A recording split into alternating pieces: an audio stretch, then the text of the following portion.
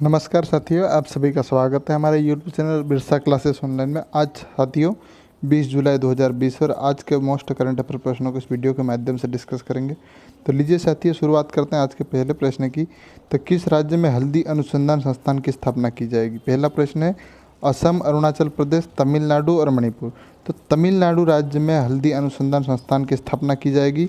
और ये क्या है, डिटेल में हम लोग चर्चा करते हैं। तो तमिलनाडु सरकार ने उत्पादन को बढ़ावा देने के लिए और उत्पादनों को आय की मदद बढ़ाने के लिए एक हल्दी अनुसंधान की स्थापना का प्रस्ताव किया है। और देखिए इससे कितना खर्चा आएगा, 30 करोड़ का। वर्तमान में देखिए ईरोड, कोलुमुड्डी, मोडुकुरिची और भवानी अंथियार और गोबी चेट्टीपलायम क्षेत्र में 13,955 एकड़ में हल्दी की खेती होती है। तो साथियों अब तमिलनाडु ने किया है, तो तमिलनाडु के बारे में देखते हैं हम लोग।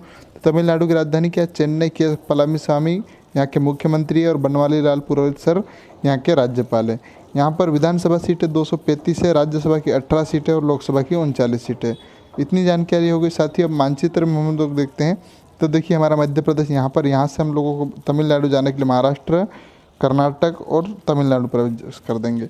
तो देखिए अब यहाँ पर ये तमिलनाडु, ये श्रीलंका यहाँ आता है और यहाँ पर पौंडीचेरी, ये चेन्नई इसकी राजधानी है और ये आंध्र प्रदेश का सीमा साझा करता है, कर्नाटक और केरल के साथ साझा करता है। और साथियों ये भारत का सबसे दक्षिणी राज्य भी है। तो इतनी जानकारी हो गई साथियों। अब अगले प्रश्न की बात करते हैं हम लोग। तो भारत के किस पूर्वोत्तर राज्य में 2023 तक 100% नव कलेक्शन की योजना का लक्ष्य है? तो देखिए जो पूर्वोत्तर राज्य हों, जिसमें 7 राज्य आते हैं जिन्हें, तो देखिए उसमें अरुणाचल प्रदेश, असम, मिजोरम और मणिपुर में। तो अरुणाचल प्रदेश में 2023 तक 100% नल करेक्शन की योजना का लक्ष्य है रखा गया है, जिसमें केंद्र सरकार के द्वारा। तब ये डिटेल में हम लोग चर्चा करते हैं। तो जल जीवन मिशन के तहत 2023 तक राज्य के सभी घरों में नल जल कलेक्शन का निर्णय लिया गया है। और जल जीवन मिशन केंद्र सरकार का प्रमुख कार्यक्रम है। और इसका उद्देश्य सभी को शुद्ध जल उपलब्ध कराना है। और देखिए इस मिशन का उद्देश्य ग्रामीण क्षेत्र में रहने वाले लोगों को भी शुद्ध जीवन में परिवर्तन लाना है, इतना उद्देश्य है। अब अगले प्रश्न की बात करने से पहले ये अरुणाचल प्रदेश में किया गया है। तो अरुणाचल प्रदेश के बारे में देखते हैं हम लोग। तो देखिए मध्य प्रदेश है, यहाँ से हम लोग को जाने के लिए उत्तर प्रदेश से होकर बिहार, बिहार से पश्चिम बंगाल और पश्चिम बंगाल से असम, जो कि पूर्वोत्तर राज्य का प्रवेश द्वार भी कहा जाता है। और यहीं पर अरुणाचल प्रदेश है। देखिए यहाँ पर ये डोकलाम विवाद हुआ था, यहाँ पर अरुणाचल प्रदेश है। और यहीं पर चीन के साथ डोकलाम विवाद भी हुआ था। तो यह चीन के साथ सीमा साझा करता है। और इधर भूटान के साथ साझा करता है। इसकी राजधानी क्या है? ईटानगर। और असम के साथ भी सीमा साझा करता है, नागालैंड के साथ सीमा साझा करता है। तो इतनी जानकारी हो गई साथियों। अब इसको डिटेल में हम लोग चर्चा करते हैं अगले प्रश्न के बाद में। इसके बारे में और डिटेल में बताऊँगा। तो किस देश में तहरीक ए तालिबान का सरगना नूर अली मोहम्मद को अंतर्राष्ट्रीय घोषित किया गया है? तो देखिए ये किस देश का था? Iraq, Iran, Syria, Afghanistan, Pakistan. तो पाकिस्तान का तहरीक ए तालिबान का सरगना नूर अली मसूद को आतंकवादी घोषित किया है। डिटेल में हम लोग चर्चा करते हैं। तो संयुक्त राष्ट्र ने तहरीक ए तालिबान के जो पाकिस्तान का नागरिक है, इसको अंतर्राष्ट्रीय आतंकवादी घोषित किया है। और इस पर आरोप है अलकायदा से जुड़े गुटों और समर्थन देने के लिए और वित्तीय व्यवस्था करने के लिए और तथा आतंकवादी कार्रवाई में भाग लेने के लिए दोषी इसको माना गया है। और इसीलिए इस पर प्रतिबंध लगाया गया। इससे क्या होगा, इसकी संपत्ति जब्त की जाएगी और इसकी यात्रा और हथियार जो भी लेके घूमते हैं इस पर प्रतिबंध लग जाएगा। अब अगले प्रश्न की बात करने से पहले अब संयुक्त राष्ट्र संघ ने किया, तो उसके बारे में देख लेते हैं हम लोग। साथियों ये बताने का उद्देश्य ये है कि आपको याद करना आना है, वो ताकि आप देखते से याद हो जाएगा, इसलिए हम लोग बार बार इसके बारे में बताया जाता है। तो इसका मुख्यालय न्यूयॉर्क, संयुक्त राज्य अमेरिका में 193 देश सदस्य है। और 24 अप्रैल 1945 की स्थापना हुई थी। वर्तमान में एंटोनियो गुटेरेस पुर्तगाल के नागरिक है।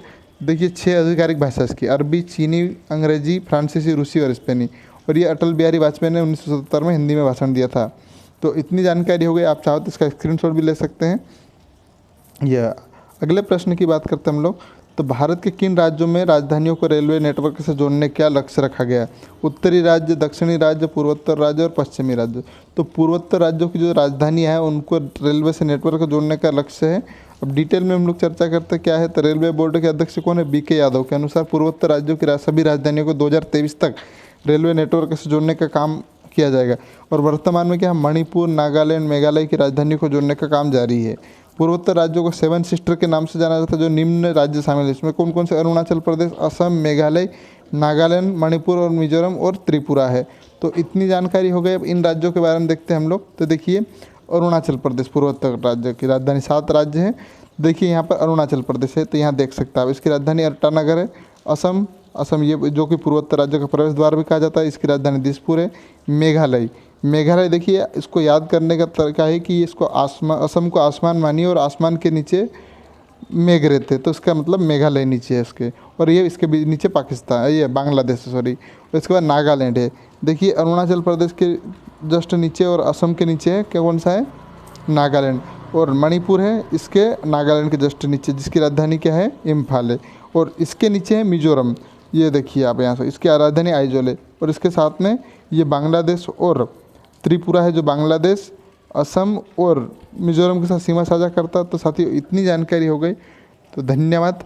वीडियो पसंद आया तो लाइक और शेयर ज़रूर करिएगा। अब 5वें प्रश्न की बात करते हैं। तो पिछले 10 वर्षों में भारत में कितने लोग गरीबी रेखा से ऊपर आए हैं? 7 करोड़, 17 करोड़, 27 करोड़ और 37 करोड़। तो 27 करोड़ लोग पिछले 10 वर्षों में जो गरीबी रेखा से ऊपर के राशन कार्ड बनाए जाते हैं उसमें आए हैं। तो बहुत महत्वपूर्ण जानकारी। तो केंद्रीय मंत्री प्रकाश जावड़ेकर, जो कि सूचना एवं प्रसारण मंत्रालय के मंत्री है, इन्होंने क्या किया, संयुक्त राष्ट्र विकास कार्यक्रम में UNDP की एक रिपोर्ट का ब्यौरा साझा किया, जिसके अनुसार पिछले 10 वर्षों में 27 करोड़ से अधिक लोग गरीबी रेखा से ऊपर आए। तो साथियों वीडियो पसंद आया तो लाइक और शेयर ज़रूर करें। धन्यवाद। जय हिंद, जय भारत।